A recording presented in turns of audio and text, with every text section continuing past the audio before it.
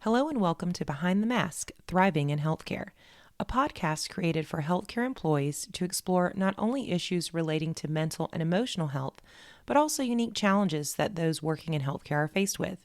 Your hosts are Adina Tucker, a licensed clinical social worker with Dartmouth Health, and Jennifer Hensey, an MSW also with Dartmouth Health.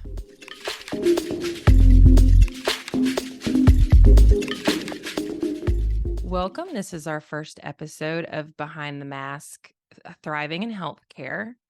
And today we are going to be talking about the holidays and what that actually looks like for some of us, the dread that can surround upcoming obligations, and how to take back the joy of the holiday season. I don't know about anyone else, but growing up, there were a lot of television shows that I watched, movies that I watched that depicted these happy, loving families where everyone enjoyed spending time together.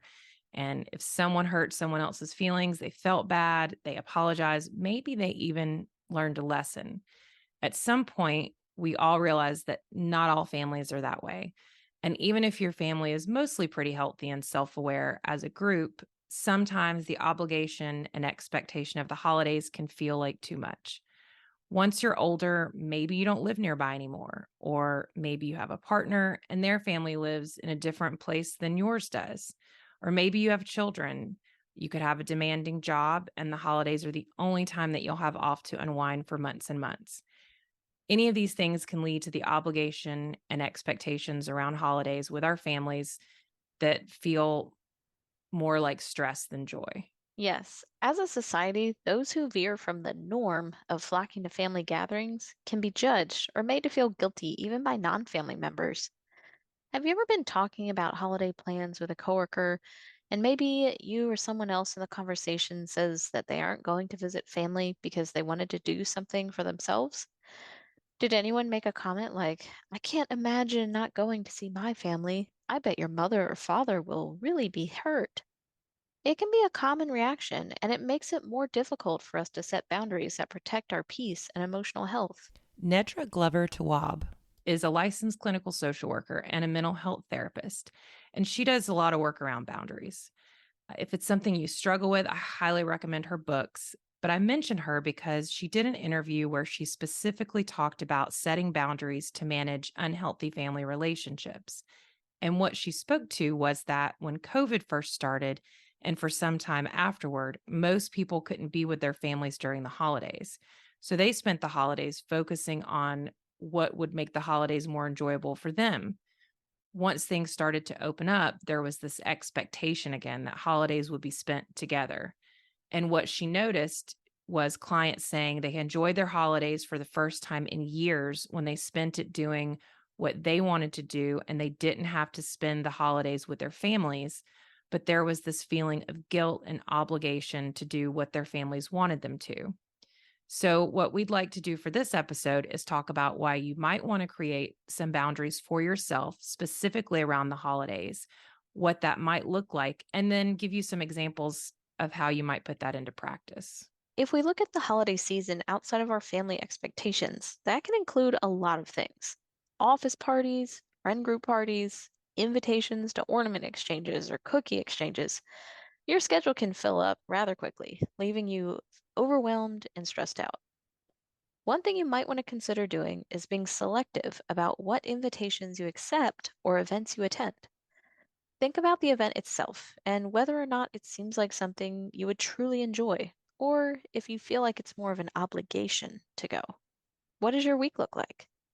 Do you feel like adding one more thing to it? Will it leave you feeling depleted? Give yourself permission to decide to only agree to things that will bring you joy and enhance your life. Another thing that can be stressful about the holidays is the amount of gift giving that we feel obligated to do. Budgets can really take a hit with the amount of gifts that we sometimes end up having to buy for various people or parties. You may want to consider setting a boundary that you're going to set a limit on gift giving, either in who you're giving gifts to or the amount of money that you're spending. And sometimes the people we spend time with during the holidays can have different beliefs than us. Maybe those people want to constantly challenge our beliefs or views and they want to debate.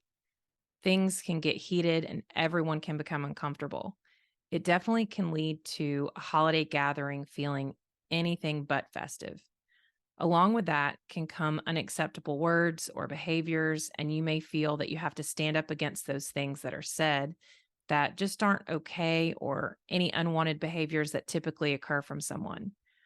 All of these things can take a toll on our emotional health even before they happen, especially if it's something we expect.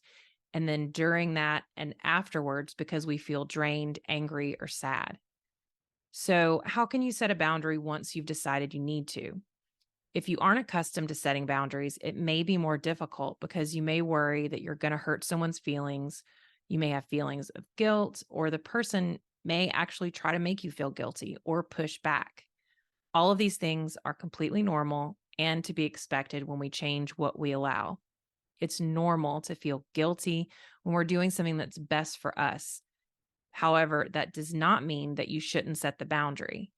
As you practice figuring out your boundaries and setting them and enforcing them, which is almost as important as setting the boundary in the first place, you will eventually feel better and you will feel less guilty as you do it more and more.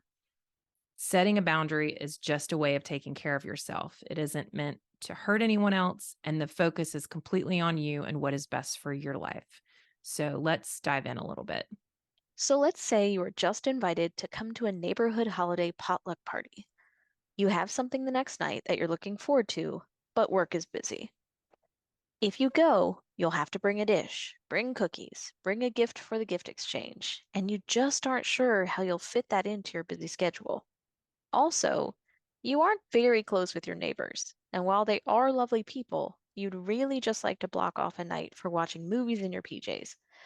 But this neighbor has been saying they'd love to get together for a while, and you're worried you'll hurt her feelings.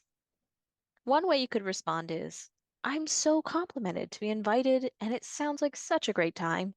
Unfortunately, I have too much going on right now, and I won't be able to attend this year. Let's say the neighbor insists, oh, you don't have to bring anything if you're busy, just show up and hang out. You can respond with something like, that's so kind of you. I'm going to have to decline, but let's schedule a time to have dinner after the first of the year when things have calmed down for me. If you'd like to spend time with the person but need to protect your time, or you just don't want to go to this party, this would be a great way of enforcing your boundary while also showing that you're interested in the friendship. But this particular event is a no for you. Now, what about that relative that is always trying to discuss things with you that you disagree on, and the discussion always gets heated? Maybe they aren't respectful, and that's why. Whatever the reason, if you've decided what's best for you is to avoid talking about a certain subject, you will have to set that boundary. So let's say you're at the gathering and this person walks up and starts talking about the topic that you're trying to avoid. You could respond by saying, I appreciate you feel strongly about whatever the topic is. I feel strongly about it too, but I think that it's best that we avoid talking about it so we can just all focus on having a good time together. The person may say, you know what, that's fair. Or they may try to pull you back with promises of it all being in good fun and a healthy debate. If there is pushback, you can simply say, I understand how you feel, but I don't want to discuss this topic, and I'd love to find something else to talk about if you're interested. Sometimes we also have relatives or friends of the family who don't understand consent or physical boundaries. Maybe this person gives compliments or makes statements that make us feel uncomfortable. In some circles, everyone will agree that this person is out of line, but it's almost brushed off like, oh, you know how Uncle so and so is, just ignore him. Often, even if we want to protest or call the behavior out, no one else will. If you ever feel uncomfortable, you have every right to let them know that, and that in the future, you're not going to tolerate that type of comment or behavior. Sometimes being very direct can be a shock to stop such behavior by saying something along the lines of, please don't say that to me, or please don't do that to me. It makes me uncomfortable, even if you mean it as a compliment. Exactly. And while there are plenty of ways that we may want to set boundaries with others, sometimes the boundaries that we need to set are with ourselves. Often, we can overburden ourselves by taking on the responsibility for everyone else's happiness. We are not responsible for everyone else enjoying their holidays. Sometimes we will tolerate unacceptable behavior or conversations because we feel if we were to protest, then others would be uncomfortable because we are causing the fuss. But we each deserve to feel loved, joy, excitement, and peace during our holidays. Some final takeaways that can help you reflect on what you want and need for yourself during the holidays and how you might attain those things. Block time for resting, especially if you have several things booked. Give only what you can afford to, both financially and emotionally. Don't task yourself with creating a perfect holiday, especially if you're the one hosting. Lower your standards to what you actually feel comfortable with. Delegate tasks to others and allow yourself to cut corners where you can so you don't become overwhelmed. Limit the amount of time you're around emotionally charged people and situations. Make time for yourself.